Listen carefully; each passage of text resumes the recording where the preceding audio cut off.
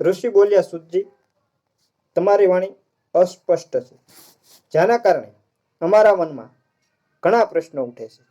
સત્યવતી જ્યારે પિતાને ઘેર હતા ત્યારે એમની કુખે વ્યાસજીનો જન્મ સી રીતે થયો? પછી રાજા શંતનુએ સત્યવતીનો સ્વીકાર કઈ રીતે કર્યો? સત્યવતીને કુખે શંતનુ દ્વારા 2 પુત્રો કઈ રીતે જન્મ્યા? કૃપા કરી સ્પષ્ટતા કરો. સુતજી કહે, હે જે આદ્યાશક્તિ છે, જેની કૃપાથી ધર્મ, અર્થ, કામ અને મોક્ષ સુલભ બની જાય છે, એને વંદન કરી હું કથા પ્રસંગ સંભળાવું છું. વિશેષતા એ છે કે ભગવતી જગદંબાનો બીજ મંત્ર કોઈ પણ બહાને માનવીના મુખેથી બોલાય તો એને અવિચલ સિદ્ધિ પ્રાપ્ત થાય છે. મનુષ્ય માત્રે બીજ મંત્ર દ્વારા ભગવતીનું ચિંતન કરવું જોઈએ કે જેથી મનકામના સિદ્ધ થાય. ભગવતી હંમેશા ભક્તોના મનોરથ પૂર્ણ કરવા તત્પર રહે છે. ઉપરીચર નામનો એક રાજા હતો. ચેદી દેશમાં એનું રાજ્ય હતું. એની પાસે અમાપ સંપત્તિ હતી. એ બ્રાહ્મણનો ભક્ત હતો. ઇન્દ્રે પ્રસન્ન થઈ એને એક વિમાન આપેલું. આ વિમાનમાં બેસી રાજા વિચરતો એટલે કે ભ્રમણ કરતો. આ વિમાન રાજાની ધાર્મિકતાને કારણે પૃથ્વીને સ્પર્શતું ન હતું. ચારે તરફ રાજાની કીર્તિ ફેલાયેલી હતી. ગિરિકા નામે એને એક રૂપવતી રાણી હતી. રાજા ઉપરીચરને 5 પુત્રો હતા. તેઓ બળવાન હતા અને રાજાએ તેમને જુદા જુદા દેશનું રાજ્ય સોંપેલું. રાણી ગિરિકા એક સમયે ઋતુમતી હતી. સ્નાનથી નિવૃત્ત થઈ તેણે પુંસવન વ્રત લીધું અને રાજા પાસે પોતાની કામના પ્રગટ કરી. પરંતુ પિતૃઓની આજ્ઞાથી રાજાને મૃગયા માટે વનમાં જવું પડ્યું. પરંતુ એનું ચિત્ત તો પોતાની પત્નીમાં જ હતું. એ પોતાની પત્નીના વિચારમાં, સૌંદર્યમાં ખોવાયેલો હતો. એથી એનું શુક્ર સંખલિત થઈ ગયું. વડના પાંદડામાં એણે શુક્રને લીધું. રાજાને ખબર જ હતી કે પત્નીનો ઋતુકાળ પૂર્ણ થઈ ગયેલ છે. આથી એણે વિચાર્યું કે અમોઘ વીર્ય વ્યર્થ ન જવું જોઈએ. એણે વીર્યને પત્ની પાસે મોકલી આપવા નિર્ણય કર્યો. તેણે વીર્યને અભિમંત્રિત કર્યું અને એક બાજ પક્ષીને પડ્યો સોંપીને કહ્યું કે હે પક્ષીરાજ, આ વીર્યને મારી પત્ની ગિરિકા પાસે પહોંચાડી દો. સુતજી કહે છે, રાજાએ આ પડ્યો બાજને સોંપી દીધો. બાજ પક્ષી આકાશમાં ઉડવા લાગ્યું. આકાશમાં ઉડ્યું, પરંતુ એક અન્ય બાજ પક્ષીએ પહેલા પડ્યાને તે માંસનો ટુકડો છે એમ માની ઝપટ મારી. બંને પક્ષી આકાશમાં યુદ્ધ કરવા લાગ્યા. પહેલો પડ્યો યમુનાના જળમાં જઈને પડ્યો. અદ્રિકા નામની એક અપ્સરા યમુનાના જળમાં સ્નાન કરતી હતી અને એક બ્રાહ્મણ પણ તે જળમાં સ્નાન કરી સંધ્યા વંદનામાં સંલગ્ન હતા. બ્રાહ્મણ દેવ પ્રાણાયામ કરતા હતા. પહેલી રૂપવતી અપ્સરાએ જળમાં તરતા તરતા એનો પગ પકડી લીધો. સ્વચ્છંદ આચરણ કરનારી અપ્સરાને બ્રાહ્મણે શ્રાપ આપ્યો કે તું આ જળમાં માછલી બની જા. અદ્રિકા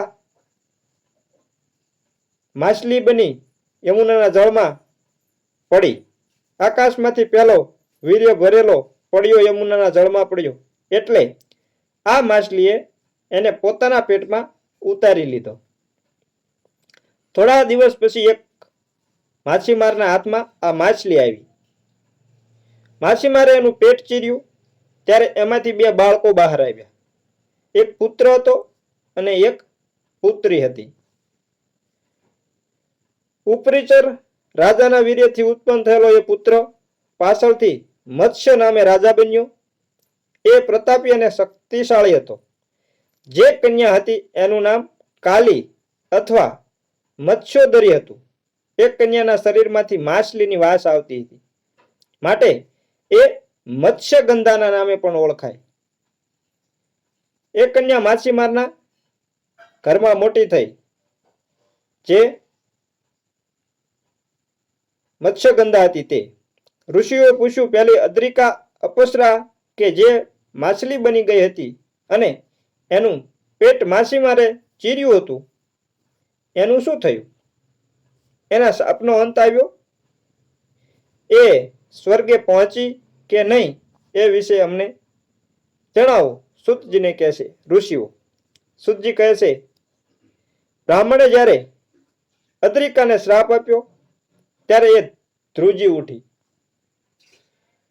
એ વિલાપ કરવા લાગી અને છાતી કૂટવા લાગી. દયાળુ બ્રાહ્મણે કહ્યું, હે કલ્યાણી, તારી શાપ મુક્તિ ત્યારે થશે જ્યારે તારા પેટમાં 2 માનવ બાળકો ઉત્પન્ન થશે, ત્યારે તું શાપમાંથી મુક્ત બની જઈશ. આવું ઋષિઓને સુતજી કહે છે. અદ્રિકા માછલી બની ગઈ. બંને બાળકોના જન્મ પછી એ શાપ મુક્ત બની ગઈ અને સ્વર્ગમાં ચાલી ગઈ. દિવ્ય રૂપ ધારણ કરી એ સ્વર્ગમાં ચાલી ગઈ. એની પુત્રી એ જ પહેલી મત્સ્યગંધા. આ મત્સ્યગંધા જ્યારે યૌવનમાં પ્રવેશી ત્યારે એના સૌંદર્ય, રૂપ અને લાવણ્ય અત્યંત તેજથી ઝળહળી ઉઠ્યા. સુતજી કહે છે, એ સમયે મુનિવર્ય પરાશર એટલે કે મુનિ પરાશર યમુનાના તટે આવ્યા. એમને સામે પાર જવું હતું. માછીમાર ત્યારે વ્યસ્ત હતો, એટલે કઈક કામમાં હતો. એણે પુત્રી મત્સ્યગંધાને ઋષિની સામે પાર છોડી આવવા આજ્ઞા આપી. મુનિને નાવમાં બેસાડી મત્સ્યગંધા સામે પાર જવા લાગી. આવી અત્યંત રૂપવતી લાવણ્યવંતી યુવતીને એકાંતમાં જોઈ મુનિને કામ વાસના જાગી ઉઠી. એમણે કન્યાનો હાથ પકડી લીધો. મત્સ્યગંધાએ કહ્યું, મુનિ, તમે પવિત્ર છો, તમે તપસ્વી છો. શું હું તમારે યોગ્ય છું? તમે તો વશિષ્ઠ વંશી છો, તમે કુલીન છો, સદાચારી છો. મારા શરીરમાંથી તો માછલીની ગંધ આવે છે, ગંધ છૂટે છે. મને જોઈ તમને આવી કામના કઈ રીતે વ્યાપી ગઈ? પરાશરે કહ્યું, હે રૂપાંગના, હું તને ભોગવવા માંગુ છું. આવું પરાશરે આ મત્સ્યગંધાને કહ્યું. મત્સ્યગંધાએ કહ્યું, હે મહામુનિ, હું તો દુર્ગંધથી ભરેલી છું. તમે મારી સાથે સી રીતે ભોગ ભોગવી શકો, એટલે કે સંભોગ કરી શકશો? પરાશરે તરત પોતાના તપોબળથી મત્સ્યગંધાને કસ્તુરીની સુગંધથી સુગંધિત કરી દીધા. આ સુગંધ યોજન સુધી ફેલાઈ. સત્યવતી હવે મત્સ્યગંધામાંથી યોજન ગંધા બની ગઈ. અને પછી પરાશરે કહ્યું કે, હે સુંદરી, હવે તું મારી કામેચ્છાને જલ્દી પૂર્ણ કર, જેથી હું આગળ મારું કાર્ય કરી શકું. મત્સ્યગંધા બોલી ઉઠી, કામકેલી એટલે કામાંત, અંધકારમાં કામકેલી અંધકારમાં જ થઈ શકે, અને હજુ તો સૂર્યાસ્ત પણ નથી થયો. આપ રાત સુધી ધીરજ ધરો, આ કામ રાત સિવાય થાય નહીં. આવું મત્સ્યગંધાએ પરાશર ઋષિને કહ્યું. મહર્ષિ પરાશે પોતાના તપોબળથી ભયાનક ગાઢ ઝાકળ ફેલાવી દીધો. સૂર્ય ઢંકાઈ ગયો. અંધકાર થયેલો જોઈ સત્યવતી બોલી ઉઠી, હે તાપસ, હું તો કુંવારી છું. તમે તો તમારી ઈચ્છા પૂર્ણ કરી ચાલ્યા જશો, પરંતુ તમારા વીર્યથી મને ગર્ભ રહેશે તો મારી શી દશા થશે? હું મારા પિતાને શો જવાબ આપીશ? તમે મને માર્ગદર્શન આપો. પરાશર ઋષિને આ મત્સ્યગંધા કહે છે. પરાશરે કહ્યું, હે કુમારિકા, મારી પાસે સંભોગ કરવા છતાંય તું કુંવારિકા જ રહીશ. આ સિવાય પણ તારી જે ઈચ્છા હોય એ વરદાન માંગ, હું તને આપવા માટે તૈયાર છું. સત્યવતી બોલી, આપણી આ કામકેલીનું રહસ્ય હંમેશા ગોપિત રહેશે. કોઈ ન જાણી શકે એવું વરદાન આપો. મારું કન્યાવ્રત અખંડ રહે અને મને અદ્ભુત શક્તિશાળી પ્રતાપી તમારા જેવો તપોનિધિ પુત્ર પ્રાપ્ત થાય અને હું હંમેશા યૌવનસભર તથા યોજન ગંધાજ રહું એવું મને વરદાન આપો. પરાશર બોલ્યા, હે સૌંદર્યશ્રી, તારો પુત્ર વિષ્ણુનો હંસ હશે. ત્રિલોકમાં એને પ્રસિદ્ધિ મળશે. એ અનેક પુરાણોનો રચયિતા બનશે. તે જે કંઈ માંગ્યું છે એ તમામ તને મળશે. સુતજી કહે છે, મુનિવરના વરદાન પછી સત્યવતી ઋષિને અનુકૂળ બની ગઈ. ત્યાર પછી યમુના જળમાં સ્નાન કરી પરાશર ચાલ્યા ગયા. સત્યવતી ઘેર પાછી ફરી એ ગર્ભવતી બની ચૂકી હતી. સમય અનુસાર એણે પુત્ર પ્રસવ્યો. જન્મતા જ એ પુત્ર બોલી ઉઠ્યો, હે માં, મારામાં અગાધ શક્તિઓ છે. હું ગર્ભમાં પણ તપ કરતો હતો, ધ્યાનસ્થ હતો. તું હવે તારે રસ્તે જા, હું હવે તપસ્યા કરવા જઈશ. પરંતુ માં, તું જ્યારે મને યાદ કરીશ ત્યારે હું તારી પાસે હાજર થઈ જઈશ.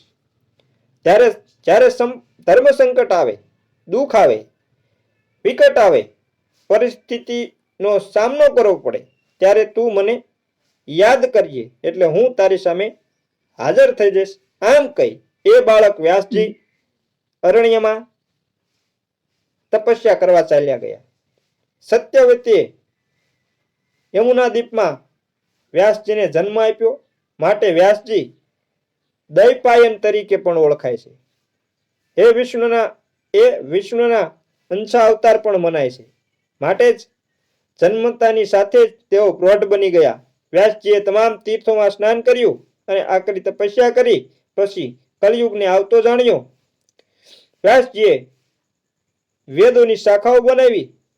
એમણે વેદોનો વિસ્તાર કર્યો, માટે તેઓ વેદ વ્યાસ કહેવાયા. પુરાણ, સંહિતાઓ અને મહાભારત એમની રચનાઓ છે. વેદનું વિભાજન કરી તેમણે પોતાના શિષ્યોને વેદ રહસ્ય સમજાયું.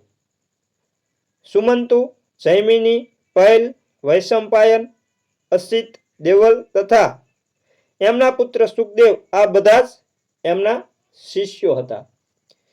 હે ઋષિઓ, વ્યાસજીના પ્રાગટ્યની આ પાવન કથા તમે સાંભળી. વ્યાસજીની ઉત્પત્તિ અંગે કોઈ સંદેહ ન કરવો જોઈએ. મહાપુરુષોના ચરિત્રની ટીકા કરવી યોગ્ય નથી. આ પવિત્ર પ્રસંગ, પાવનકારી કથા જે કોઈ વાંચે કે સાંભળે એ સદા સર્વદા સુખી રહે છે. મિત્રો, જો આ વિડીયોમાં આપેલ માહિતી સારી લાગી હોય તો અમારી ચેનલને લાઈક અને શેર કરજો જ. મિત્રો, આમાં પૈસા નથી બેસતા. અને કોમેન્ટમાં જય માતાજી લખવાનું ભૂલતા નહીં. અને ચેનલ પર નવા હોય તો હું તમને એક વિનંતી કરું છું, એક અનુરોધ કરું છું કે અમારી ચેનલને સબસ્ક્રાઇબ જરૂરથી કરી લેજો અને સાથે બેલ આઇકનને પણ દબાવી દેજો, જેથી કરીને તમને અમારું નોટિફિકેશન સૌથી પહેલા મળે અને તમને અમે આવી રસપ્રદ અને ધર્મની વાતો, નવી વાતો